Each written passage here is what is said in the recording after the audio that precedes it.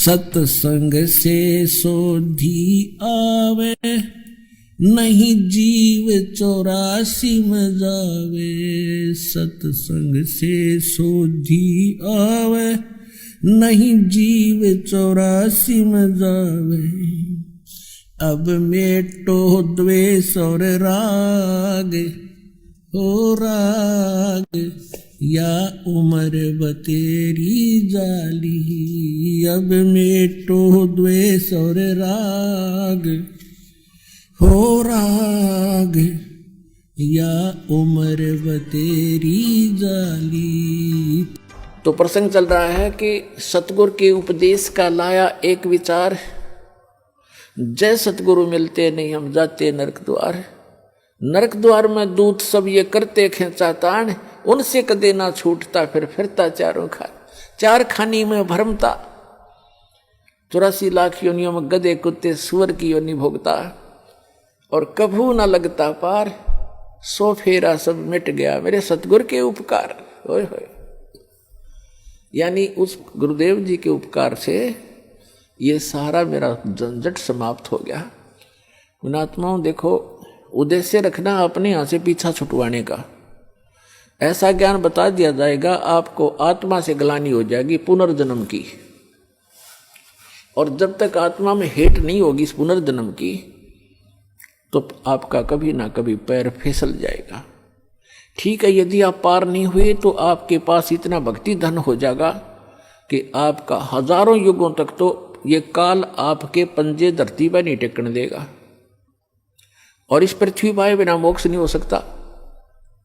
ऊपर तो इसका जबरदस्त भयंकर जाल है, वहां आपके पुण्यों का नाश करवाता है। वहां देवता बना के, इंद्र बना करके, वहां बड़े बड़े आपको होटल बना रखे, नाचना गाना सारा दिन काम में कोई नहीं, अपनी पूंजी आपकी नाश होती है। वहां ऐसे ऐसे इसे जुगाड़ जोड़ रखे, और आपके ही कमाई से अपना यू धंधा चला रहा है, यो 21 ब्रह्मांड चला रहा है। आपके पुण्यों का 10%, किसी रेस्टोरेंट में इसने 15% और किसी में 25% की कटौती यानी कमीशन रखा है।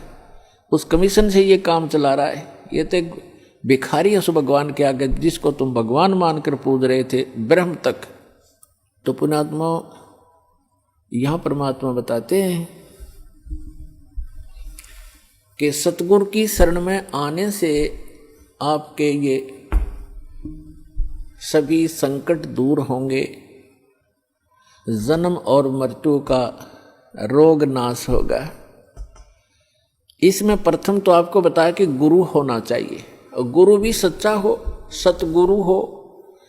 तो सतगुरु की जो पहचान आपको बता दी गई है,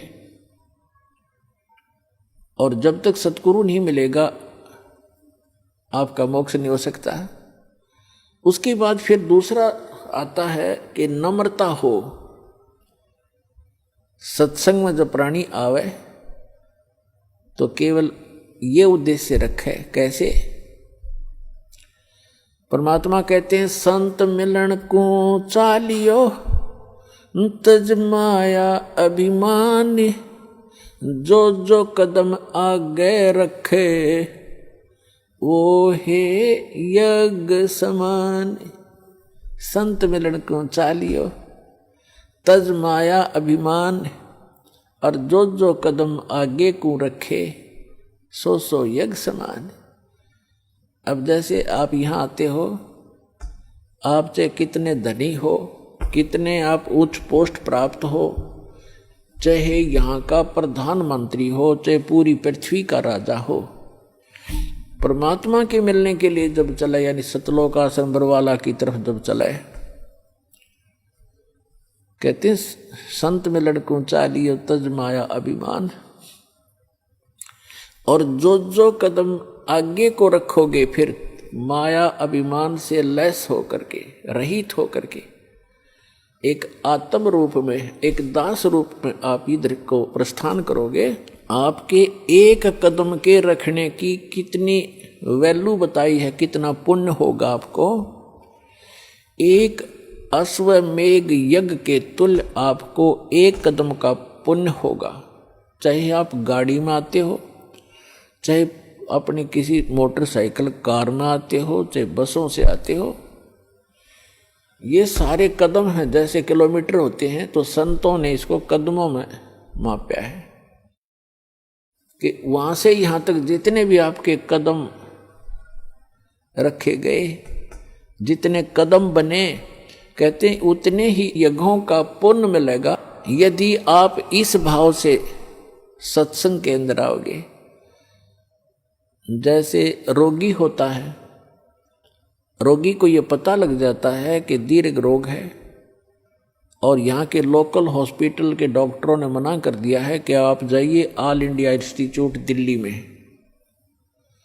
तो वहाँ जब ये डायरेक्शन मिलकर इंसान जाता है तो वहाँ चाहे प्रधानमंत्री हो और चाहे कोई फैक्ट्री मालिक हो, कितना उच्च पोस्ट प्राप्त व्यक्ति हो, उस समय उसको अपनी जान दिखाई देती है, अपनी पोस्ट पद दिखाई नहीं देता।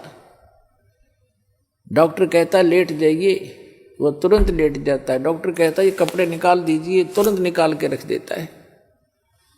उस समय उसके नखरे खत्म हो जाते हैं और तभी वो उपचार प्राप्त करता है। जब तक डॉक्टर के आज्ञा का पालन करता रहे, चाहे कुछ भी कहे वैसे ही, जहाँ लेटने को कहे वहीं लेटना पड़ेगा, जहाँ बैठने को कहेगा वह बैठना पड़ेगा, और कहेगा मुंह खोल सांस तेज ले, वो सारा कुछ करना पड़ेगा, तो तभी वो अपना उपचार करवा पाएगा। तो ठीक इसी प्रकार जब आप सतलोक आश्रम बरवाला की तरफ आवे, संत मिलन को चालिए तज माया अभिमान, और जो जो कदम आगे रखे ओ हे यज्ञ समान, तो आपको इतना पुण्य मिलता है यहाँ आने का। आप क्योंकि संत है नहीं पृथ्वी पर कोई, संत मिलन को चालिए, संत की तरफ चलने मात्र से इतना लाभ है, फिर यहाँ के लाभ होगा वो तो गिनती नहीं हो सकती।